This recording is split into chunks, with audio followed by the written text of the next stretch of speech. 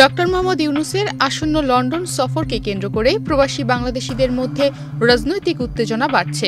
বিশেষ করে যুক্তরাজ্য আওয়ামী লীগ ও এর অঙ্গ ও সহযোগী সংগঠনগুলো তার সফরের বিরুদ্ধে প্রতিবাদ কর্মসূচি ঘোষণা করেছে। গত এক সপ্তাহ ধরে লন্ডনের আলতাব আলী পার্ক সহ বিভিন্ন স্থানে একের পর এক বৈঠক ও সমাবেশ অনুষ্ঠিত হয়েছে।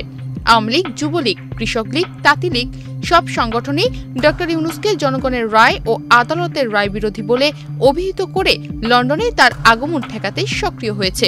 এ সময় সমাবেশে বক্তারা তাকে দুর্নীতিবাজ ও শ্রমিক শোষক হিসেবে আখ্যায়িত করেন। বান্ডেল থাকলে প্রতি সেনমানিতে টাকা বাঁচবে।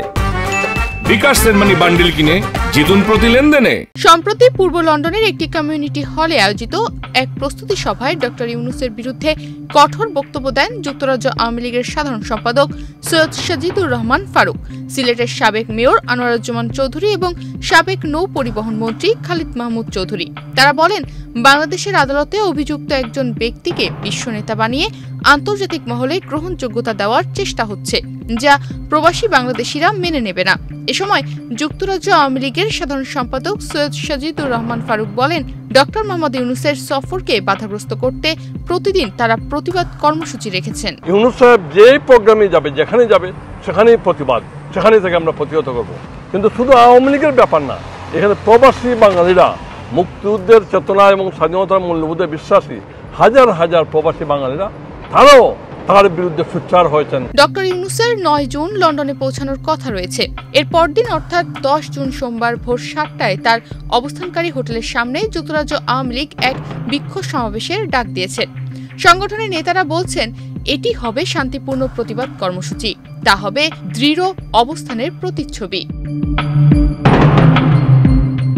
গত আগস্টে অন্তর্বর্তীকালীন সরকার গঠনের পর 11তম বিদেশ সফরে 9 জুন যুক্তরাজ্যের উদ্দেশ্যে যাত্রা করবেন ডক্টর মোহাম্মদ ইউনূস। সফরে তিনি রাজা তৃতীয় চার্লসের কাছ থেকে কিং চার্লস হারমানি অ্যাওয়ার্ড 2025 গ্রহণ করবেন। 4 দিনের এই সফরকালে প্রধান উপদেষ্টা ব্রিটিশ প্রধানমন্ত্রী স্যার কিয়ার স্টারমার, বিরোধী দলীয় নেতা কেমি বার্ডেঙ্ক, ব্রিটিশ পার্লামেন্টের স্পিকার, কমনওয়েলথ ও IMOর মহাসচিবের সঙ্গে সাক্ষাৎ করার কথা রয়েছে।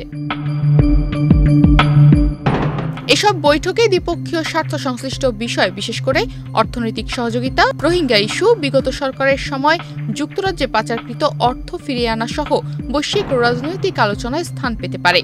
উচ্চপদস্থ সরকারি কর্মকর্তাদের পাশাপাশি বাংলাদেশ ব্যাংকের গভর্নর আহসান এইচ মনসুর ও দুর্নীতি দমন কমিশনের চেয়ারম্যান ডক্টর M.A. মোমেন এ সফরে প্রধান উপদেষ্টার সঙ্গী হচ্ছেন।